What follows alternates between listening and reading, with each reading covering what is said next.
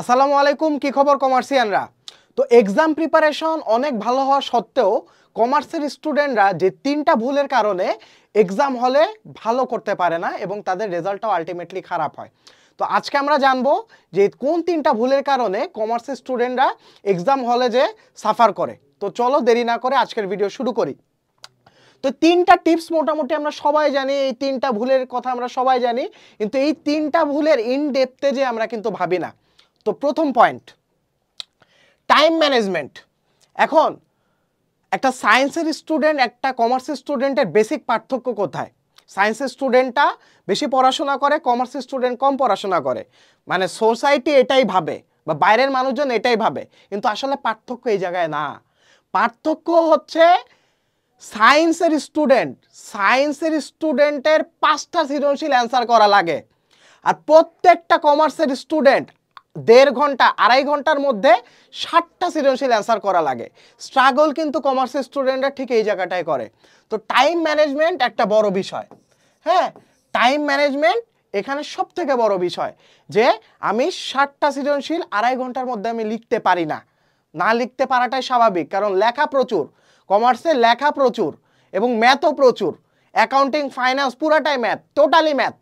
তো 60টা সৃজনশীল আমাকে কি করা লাগে? 2.5 ঘন্টার মধ্যে অ্যান্সার করা লাগে। তো টাইম ম্যানেজমেন্ট এটা একটা মিস্টেক কমার্সের স্টুডেন্টের, যে টাইম ম্যানেজমেন্ট আমরা করতে পারি না। এখন কিসের জন্য করতে পারি না? দেখো, আমি এর আগেও একটা ভিডিওতে বলছি যে তোমাকে যদি সাঁতার শিখতে বলা হয়, তাহলে তুমি কি মানে টেক্সট বুক পড়ে সাঁতার শিখবা নাকি ডিরেক্ট পানিতে নেমে সাঁতার শিখবা? আর একটা উদাহরণ দিই, ক্রিকেট খেলার সব নিয়ম কানুন তুমি জানো, কিভাবে তোমার নক করতে হয়, কিভাবে ডাক করতে হয়, কিভাবে তোমার স্কুপ মারতে হয়, সব তুমি জানো। কিন্তু তুমি জানা সত্ত্বেও মাঠে নামায় গেলে দেখা যাবে যে তুমি ঠিকঠাক মতো ব্যাটের সাথে বল কন্ট্যাক্ট করতে পারতেছো না। এটার কারণ কি? তোমার কিন্তু থিওরিটিক্যাল নলেজ তোমার এখানে আছে, কিন্তু তোমার ওই যে প্র্যাকটিক্যাল যে সেন্সটা, তোমার বডির যে অ্যাডাপ্টিবিলিটিটা, ওইটা কিন্তু তোমার একমাত্র মাঠে নামার পরেই তোমার ক্লিয়ার হবে। তো টাইম ম্যানেজমেন্টটাও তোমার একমাত্র ক্লিয়ার হবে কখন? যখন তুমি ওই 60টা সৃজনশীলের তুমি ঘড়ি ধরে এক্সাম দিবা।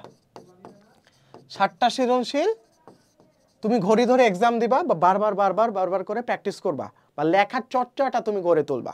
ওকে, তারপরে সেকেন্ড যে পয়েন্ট, সেকেন্ড যে মিস্টেক, আমরা একটা কমফোর্ট জোনে থাকি সবসময়। কমার্সের স্টুডেন্টরা সবসময় একটা কমফোর্ট জোনে থাকি। ঠিক আছে, আমি তো ম্যাথে দুর্বল, ম্যাথ আর ধরবই না, মোটামুটি পাস করলেই হয়েছে। ঠিক আছে, আমি আর্থিক বিবরণী পারি না, যেটা পারি ওইটার উপরই বারবার প্র্যাকটিস করে যাব, যতটুকু মার্ক ওঠে ততটুকু এনাফ। এই যে তোমার একটা কমফোর্ট জোন, এই কমফোর্ট জোনটা থেকে তোমরা বের হতে চাও না। বের হতে চাওয়ার ভয় হোক বা সদিচ্ছা হোক, এই দুইটার কারণে তোমরা কিন্তু এক্সাম হলে A+ মিস করো, বা এক্সামে তোমাদের ভালো রেজাল্ট হয় না। তো কমফোর্ট জোন থেকে বের হওয়ার জন্য মেন্টাল প্রিপারেশন জরুরি। হ্যাঁ, তুমি একটা ডিজিটাল স্লেভ হেয়ার মাথায়, তুমি একটা ডিজিটাল স্লেভ। হ্যাঁ, যে তুমি ডিজিটাল স্লেভ বলতে আমি কি বোঝাচ্ছি? তুমি একটা দাস। কিভাবে দাস? তুমি তোমার কমফোর্ট জোনের দাস, তুমি তোমার ফোনের দাস। যখন ফোনটা তোমাকে কন্ট্রোল করতেছে, যখন কমফোর্ট জোনটা তোমাকে কন্ট্রোল করতেছে, এই চ্যাপ্টার অনেক কঠিন, ওরে বাবা খুব কঠিন, আর পড়বো না। তো এই যে তোমার অন্য জিনিস তোমার মাইন্ডটাকে কন্ট্রোল করতেছে, কমফোর্ট জোনকে তুমি যদি তোমার মাইন্ডকে কন্ট্রোল করতে দাও, তাহলে কখনোই তুমি কমফোর্ট জোন থেকে বের হতে পারবা না। হ্যাঁ, তুমি ধরো সকালে দেরিতে ঘুম থেকে ওঠো, এখন সকালে তুমি দেরিতে ঘুম থেকে ওঠো, এটা তোমার কমফোর্ট জোন, কিন্তু দেখা যাচ্ছে পরীক্ষার আগে তুমি ঠিকই সকালে উঠতে পারতেছো, ওই যে তুমি কমফোর্ট জোন থেকে বের হচ্ছ, কারণ তোমার টেনশনটা এখানে আছে। তো তোমার মাথায় টেনশনটা ঢুকাও। হ্যাঁ, টেনশনটা ইনপুট দাও তোমার মাথায়, বেশি করে তোমার মাথায় টেনশনটা ইনপুট দাও। যত তুমি টেনশন ইনপুট দিবা, তত কমফোর্ট জোন থেকে বের হওয়ার জন্য তুমি মেন্টালি প্রিপেয়ার থাকবা। বোঝা গেছে? তারপরে থার্ড, স্ট্র্যাটেজির অভাব। এটা সবথেকে বেশি ইম্পর্টেন্ট, এবং এই স্ট্র্যাটেজির অভাবেই কমার্স স্টুডেন্টরা মেইনলি ভোগে এক্সাম হলে। হ্যাঁ, মোটামুটি আমাদের ফার্স্ট অফ অল আমাদের কনফিডেন্স থাকে না। কমার্সের স্টুডেন্টও যে স্টুডেন্টের জাত, এরাও যে স্টুডেন্ট এবং এদেরও যে দাম আছে, তো এই জিনিসটার মেন্টালিটি অনেকের নাই।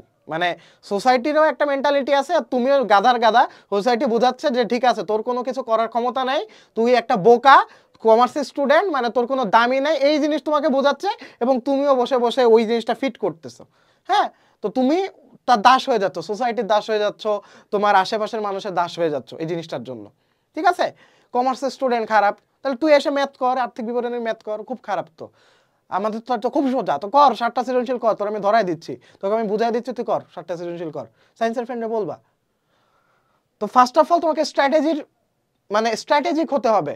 একটা সায়েন্সের স্টুডেন্ট যতটা না বেশি পড়াশোনা করে তার থেকে বেশি স্ট্র্যাটেজিক হয়, মানে ওদের একটা প্ল্যান থাকে, রোড ম্যাপ থাকে, যে আমি এভাবে এভাবে এভাবে পড়বো, এই চ্যাপ্টারটা আগে পড়বো। ঠিক আছে, আচ্ছা তারপরে এখন স্ট্র্যাটেজিটা তুমি কিভাবে সেট করবা সেটা তোমাদেরকে দেখায়। প্রথমে ফোবিয়া কাজ করে এমন সাবজেক্টে সময় বেশি দাও। আমি জানি তোমাদের কি কি সাবজেক্টে ফোবিয়া কাজ করে। 1 নম্বরে থাকবে সাধারণ গণিত, 2 নম্বরে থাকবে ইংলিশ, 3 নম্বরে অ্যাকাউন্টিং থাকতে পারে, এইভাবে আরো লিস্ট গো অন হতে পারে। তো ফোবিয়া কাজ করে এমন সাবজেক্টে সময় বেশি করে দাও। তোমার যদি দৈনিক পড়াশোনার রুটিন থাকে 5 ঘন্টা তুমি পড়াশোনা করবা, 5 ঘন্টা, তাহলে এর মধ্যে 2 ঘন্টায় রাখো যেই সাবজেক্টগুলোতে তোমার ফোবিয়া কাজ করে। এবং যে সাবজেক্টগুলোতে ফোবিয়া কাজ করে ওই সাবজেক্টগুলো সব চ্যাপ্টারে যে তুমি দুর্বল এমন না, যে চ্যাপ্টারগুলো তুমি কিছুই পারো না, বেসিক ডেভেলপ করা দরকার, ওই টপিকে তুমি 1 ঘন্টা দাও, আর বাকি 1 ঘন্টা র্যান্ডমলি তুমি অন্য টপিকগুলোতে যাও। মেইন কথা ফোবিয়া কাজ করে এমন সাবজেক্টগুলো নোট ডাউন করো, এমন সাবজেক্টগুলোর টপিকগুলো নোট ডাউন করো। Know your weakness. তোমার সবথেকে বড় স্ট্রেংথ হচ্ছে তোমার নিজের উইকনেসটা জানা, মানে নিজের দুর্বলতাটা জানা। ওকে, তারপরে সেকেন্ড পয়েন্ট, ঘড়ি ধরে পরীক্ষা দাও, বেশি করে ঘড়ি ধরে পরীক্ষা দাও, বাসায় দাও, বাইরে দাও, অনলাইনে দাও, যেখানে দাও এক্সাম দাও ভাই, বেশি করে এক্সাম দাও। ঠিক আছে, তাহলে ওখানে তোমাকে এক্সাম হল মেন্টালিটিটা ক্রিয়েট করবে। 3 নাম্বার, সিমুলেট এনভায়রনমেন্ট তৈরি করা। সিমুলেটেড এনভায়রনমেন্ট তৈরি করা বলতে কি বোঝাচ্ছি আমরা, তোমরা নিশ্চয় দেখছো যে যে কোনো একটা ধরো এয়ারপোর্টে মানে ফ্লাইটে যারা ট্রেনিং দেয়, মানে যারা হচ্ছে বিমান ওড়ায়, যারা পাইলট থাকে, তো পাইলটকে কিন্তু ডিরেক্ট প্লেন ধরে দিয়ে দেওয়া হয় না, তাদেরকে ওই রকম আলাদা একটা ট্রেনিং সেন্টার থাকে, যে সেন্টারে ওই রকম এয়ার প্রেশার, মানে মাটি থেকে কত হাজার ফিট উপরে তুমি কীরকম এয়ার প্রেশার, মানে এয়ার প্রেশার তুমি ফিল করতে পারো এবং ওখানে তোমার কি কি প্রবলেম হতে পারে, ওরকম একটা সিমুলেট এনভায়রনমেন্ট থাকে কিন্তু। ঠিক আছে, তো সিমুলেট এনভায়রনমেন্ট তুমি কিভাবে ক্রিয়েট করবা, তুমি ধরো বাসায় বসে তুমি এক্সাম দিচ্ছ, তো এক্সামে তুমি এক্স্যাক্ট একটা কোশ্চেন পেপার রাখো না, ধরো তোমার টেস্ট পেপারই তোমার কোশ্চেন পেপার, তো কোশ্চেন পেপার ওই টেস্ট পেপার থেকে ওইটা তুমি ফটোকপি করে নিতে পারো। তো ফটোকপি করলে এক্স্যাক্ট তোমার পরীক্ষার প্রশ্নের মতো কিন্তু একটা তুমি ফিল পাবা, মনে হবে যে না এটা হচ্ছে পরীক্ষার প্রশ্ন। তারপরে হচ্ছে তুমি যে এখানে এক্সাম দিবা, যেখানে এক্সাম দিবা ওই জায়গাটা একটা হার্ড বেঞ্চ রাখার ট্রাই করো, মানে তোমার কাঠের টেবিল যদি হয়তো ভালো, না হলে যখন হার্ড একটা সারফেসে পরীক্ষা দেওয়ার ট্রাই করো, কারণ এক্সাম হলে নর্মালি তোমার যেখানে সেন্টার পড়বে ওখানে তোমার কাঠের বেঞ্চই থাকবে, ম্যাক্সিমাম কেন্দ্রে তোমার কাঠের বেঞ্চ থাকে। তো ওই রকম একটা এনভায়রনমেন্টে পরীক্ষা দেওয়ার ট্রাই করো। তারপরে তোমরা নর্মালি সাদা কাগজে পরীক্ষা দিয়ে অভ্যস্ত, সাদা দিস্তায় পরীক্ষা দিয়ে অভ্যস্ত, কিন্তু পরীক্ষার হলে কিন্তু হলুদ কাগজের মানে কর্ণফুলী দিস্তা থেকে তোমার আসে, মানে কর্ণফুলী দিস্তা তোমাকে প্রোভাইড করা হয় এক্সাম হলে। তো তুমি তোমার আশেপাশের দোকানে যদি পারো, বেটার মানে নেসেসারি না, যদি পারো কর্ণফুলী টাইপ মানে হলুদ টাইপ দিস্তা কাগজ তুমি কিনে ওই রকম খাতায় তুমি পরীক্ষা দাও, তাহলে দেখবা তোমার এক্সামের মতো একটা সিমুলেট এনভায়রনমেন্ট কিন্তু তুমি তোমার বাসায় ক্রিয়েট করে ফেলতে পারতেছো। তাহলে কি হবে, তোমার এক্সাম হলে পরীক্ষা দেওয়ার তোমার একটা মেন্টালিটি ক্রিয়েট হবে। ঠিক আছে, তো এক্সাম হলে নার্ভাসনেসটা তোমার আগে থেকে আর কাজ করবে না, কারণ তুমি পরীক্ষা দাও না, হুট করে যদি এক্সামে পরীক্ষা দিতে যাও তাহলে তোমার সমস্যা হবে। কিন্তু তুমি যদি বারবার করে এক্সাম দাও এবং সিমুলেটেড একটা এনভায়রনমেন্ট ক্রিয়েট করো, তাহলে দেখবা পরীক্ষার হলে তুমি যখন বোর্ড এক্সাম দিচ্ছ তখন তোমার কাছে ডিফারেন্ট মনে হবে না। বুঝা গেছে? তারপরে লাস্টে সোশ্যাল মিডিয়া কন্ট্রোল। এখন সবাই দেদারসে বলে যে সোশ্যাল মিডিয়া ডিলিট করে ফেলো, আসলে এই যুগে এসে এই কথাটা অ্যাপ্লিকেবল না। সোশ্যাল মিডিয়া ডিলিট করার দরকার নাই, কন্ট্রোল ইট। কিভাবে কন্ট্রোল করবা, সোশ্যাল মিডিয়ায় যত আজে বাজে মানে তোমার যে পেজগুলো আছে ওই পেজগুলো ডিলিট করে দাও। স্টাডি রিলেটেড পেজ যেগুলো আছে যেখান থেকে তোমার উপকার হবে ওই রিলেটেড পেজে ফলো দিয়ে রাখো, আমাদের পেজটাতে ফলো দিয়ে রাখো, আর্টস কম বা অন্যান্য যেখান থেকে তুমি সুবিধা পাও ওখানে তুমি ফলো দিয়ে রাখো। হ্যাঁ, ওখানে তোমার স্টাডি রিলেটেড যা যা আছে ওগুলো তুমি জাস্ট হাইলাইট দিয়ে রাখবা। হ্যাঁ, তাহলে হচ্ছে ওই নোটিফিকেশনটা তোমার আসতে থাকবে। আর তুমি জাস্ট ইউটিউব ফলো করতে পারো। সোশ্যাল মিডিয়া কন্ট্রোল মানে ফেসবুকের ফিডে তোমার উল্টাপাল্টা কিছু চলে আসবে, তাই ট্রাই করবা ইউটিউবটা বেশি ফলো রাখতে, আমাদের চ্যানেলটা সাবস্ক্রাইব করে রাখতে। ওই চ্যানেলটা যদি তুমি বেশি করে ফলো করো তাহলে কিন্তু তোমার সোশ্যাল মিডিয়া কন্ট্রোলে থাকবে, তাহলে জাস্ট তোমার রিলেভেন্ট জিনিসই থাকবে। হ্যাঁ, ইউটিউবে তোমার যদি চ্যানেল সাবস্ক্রাইব থাকে তাহলে কিন্তু ওই চ্যানেল যেটা তুমি ফলো করে রাখছো ওই চ্যানেল রিলেটেড নোটিফিকেশনই তোমার আসবে, এবং ওই চ্যানেলে তোমার স্টাডি রিলেটেড জিনিসগুলাই তুমি বেশি করে দেখবা।